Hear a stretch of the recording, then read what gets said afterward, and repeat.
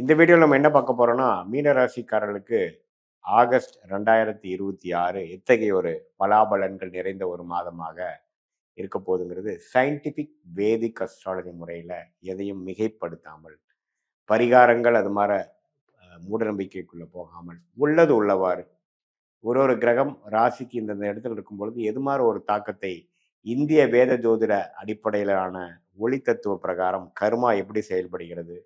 சாதகமான சம்பவங்கள், சாதகமற்ற சம்பவங்கள் எப்படி வந்து நம்மளுடைய வாழ்க்கையில வருது? எது மாரி தாக்கத்தை குடுக்குது? நம்மளுடைய வாழ்க்கை எந்த திசையில திரும்ப போகிறது? அப்படிங்கிறத துல்லியமாக மிகைப்படுத்தாமல் சயின்டிஃபிக் வேதிக் அஸ்ட்ராலஜி முறையில பார்க்க போறோம். இப்ப பாருங்க, ஆ மீன ராசிக்கு ஜென்மசனி போய் கொண்டிருக்கிறதுங்கிறது எல்லாத்துக்கும் தெரியும். அதுல வந்து குரு பார்வை பெற்று விட்டார். அது கொஞ்சம் நல்ல விஷயம். அதே மாரி ராகு 12லயும், கேது 6லயும் இருக்கிறார். மாத கிரகமாகிய ராஜயோகாதிபதி செவ்வாய் 4ஆம் இடத்திலிருந்து 10ஆம் வீட்டை பார்க்குது. தொழில்ல ஜெயிப்பது, தொழில்ல முன்னேற்றம், தொழில் முனைப்பு, வேலை முனைப்பு, வேலையில கெட்டிக்காரத்தனம் இதெல்லாம் குடுக்கக்கூடிய அமைப்புகள் இருக்கு. எப்பவுமே ஒரு ராஜயோகாதிபதி கிரகம் 10ஆம் இடத்துக்கு சம்மந்தப்படும் பொழுது உத்வேகமாக செயல்படுவோம். நல்லா முயற்சி எடுப்போம். எல்லாமே ஓரளவுக்கு சாதகமா இருக்கும். ஸோ மாதம் முழுவதும் ஆகஸ்ட் மாதம் முழுவதும் செவ்வாய் 4ல இருக்கிறது நல்ல ஒரு அமைப்பு. அது நீங்க தெரிஞ்சுக்கணும். அதுக்கப்புறம் அடுத்தபடியா வரக்கூடிய 5ஆம் இடம் என்று சொல்லப்படுகிற லக்ஷ்மி ஸ்தானத்துல சூரியனும் புதனும் சேர்ந்து குருவோட சேர்ந்திருக்கிறது அற்புதம். ஸோ இதனால நல்ல ஒரு இடம் சார்ந்த விஷயத்துல பாக்கியம். என்னதான் ஜென்மசனி போனாலும் சில பெனிஃபிட்ஸ் வர்றது, ஒரு தொடர்பு மூலமாக டக்குன்னு ஒரு கான்டாக்ட் மூலமாக ஒரு பெனிஃபிட் வர்றது, ஒரு ப்ராஜெக்ட் வர்றது, அது மாரி விஷயங்கள். அதே சமயத்துல நம்ம வந்து இடம் சார்ந்த விஷயங்கள், சுப விஷயங்கள் இதெல்லாமே கொஞ்சம் அஸ்தம சனி இது ஜென்ம சனியா இருந்தாலும் சிலதெல்லாம் கொஞ்சம் பாசிட்டிவா தான் நடக்குதுங்கிற மாரி சில பாசிட்டிவான அமைப்புகள் கண்டிப்பாக உண்டு. லாபங்கள் பெறக்கூடிய அமைப்பு. இதுவரைக்கும் நம்ம செய்த ஒர்க்குக்கு வந்து ஒரு நல்ல ப்ராஃபிட்டு, நல்ல ஒரு பெனிஃபிட்டு, ப்ரமோஷனு. என்ன கொஞ்சம் ஜென்மசனியில வேலையும், ஸ்ட்ரெஸ்ஸும் அதிகமா இருக்கு. பட் இருந்தாலும் நம்ம சமாளிச்சு, நான் போய்ட்டேன் அப்படிங்கிற மாரி ஒரு நல்ல அமைப்பை குடுக்குது. ஏன்னா, எப்பவுமே சனி ராசிக்குள்ள வரும்பொழுது, மைண்டு பார்த்தீங்கன்னா, ஓவர் ஒர்க் பண்ண வேண்டியதா இருக்கும். இப்படி இப்படி ரொம்ப கஷ்டப்பட வேண்டியதா இருக்கும். ஒரு ஹோப் இல்லாத மாரி இருக்கும். ஆனாலும், உங்களுக்கு இந்த மாரி சாதகமான அமைப்புகள் ஆகஸ்ட் மாசம் இருக்கிறனால, ஓரளவுக்கு நம்ம கோப் அப் பண்ணிக்கலாம். ஓரளவுக்கு நம்ம ஸ்ட்ரெஸ்ஸ மேனேஜ் பண்ணிக்கலாங்கிற அளவுக்கு நல்ல பாசிட்டிவான ஒரு சப்போர்ட் நிறைந்த ஒரு தாக்கங்கள் இருக்கதான் செய்கிறது. ஸோ இதுதான் வந்து நீங்க வந்து தெரிஞ்சுக்கக்கூடிய அமைப்புகள். அதே மாரி மத்த கிரகம் பாருங்க, சுக்கிரன் வந்து ராசிக்கு 7ஆம் இடத்துல இருந்து ராசிய பார்க்கிறார். ஆனா சனி, செவ்வாயால் பார்க்கப்படுகிறார். ஸோ அதனால அந்த நட்பு விஷயத்துல, பெண்கள் விஷயத்துல கொஞ்சம் கேர்ஃபுல்லா இருக்கணும்.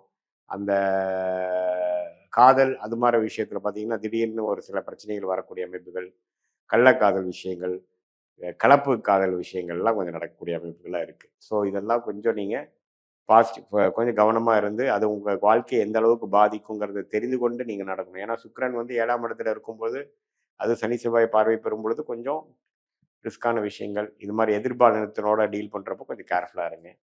மத்தபடி பார்த்தீங்கன்னா, மத்த கிரக அமைப்பெல்லாம் கொஞ்சம் நல்லா தான் இருக்கு. ஜென்ம சனி தாக்கத்தில இருக்கக்கூடிய நீங்கள் ஓரளவுக்கு சமாளிக்கக்கூடிய ஒரு மாதமாக, ஓரளவுக்கு பெரிய பாதிப்பு இல்லாமல், உத்வேகம் குறையாமல் வரக்கூடிய ஒரு மாதமாக இந்த ஆகஸ்ட் மாதம் வருது. மாணவர்கள் பார்த்தீங்கன்னா, கொஞ்சம் நல்லா ஹார்ட் ஒர்க் பண்ணி படிக்க வேண்டியதா இருக்கும். லாங் ஹவர்ஸ் படிக்க வேண்டியதா இருக்கும். அப்பப்போ அவங்க பண்ற சில தவறுகளுக்காக திட்டு வாங்குறது, பிரச்சனை ஆகுறது, ஸ்கூல்ல கொஞ்சம் பிரச்சனை ஆகுறது, அது மாரி விஷயங்கள்லாம் கொஞ்சம் இருக்கும்.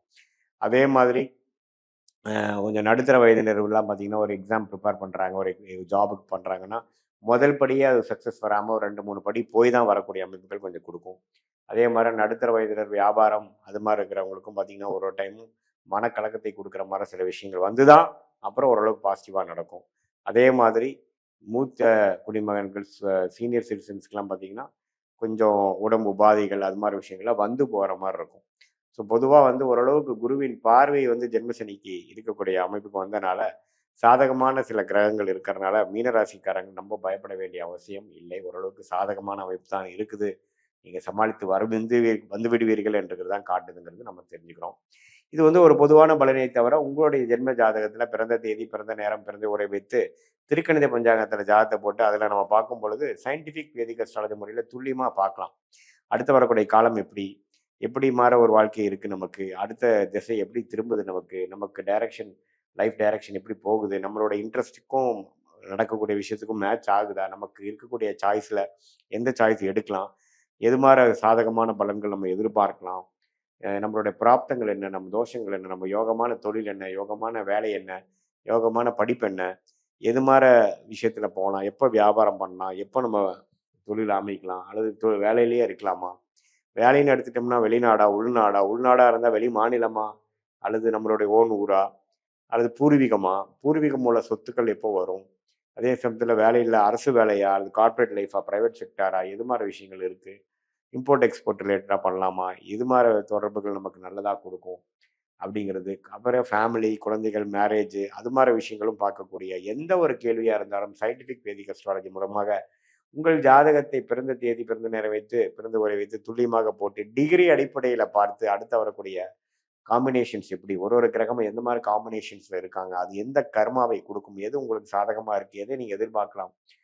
திட்டமிட்டு தேவையில்லாத மன உளைச்சல் இல்லாமல் நீங்க பண்ண வேண்டிய விஷயத்தை சரியாக திட்டமிட்டு அதுக்கு தகுந்த மார வாழ்க்கையை நீங்க படிப்படியாக நீங்கள் ஒண்ணொன்னா நீங்க ப்ரொசீட் பண்ணும்பொழுது, கண்டிப்பாக எதிர்நீச்சல் போடாமல் தேவையான தவறுகள் தேவையற்ற விஷயங்கள் செய்யாமல், ஓரளவுக்கு நம்மளுடைய கர்மாக்கு நிகரான நமக்கு பிராப்தங்களுக்கு நிகரான செயல் திட்டங்களை செய்து, அந்த நேரம் வரும் வரைக்கும் பொறுமையாக இருந்து, காரியங்கள் ஒண்ணொன்னாக சாய்த்து, நம்மளுடைய வெற்றி பாதையில வந்து பொறுமையாக, நிதானமாக போய் நம்மளால ஜெயிக்க முடியும்.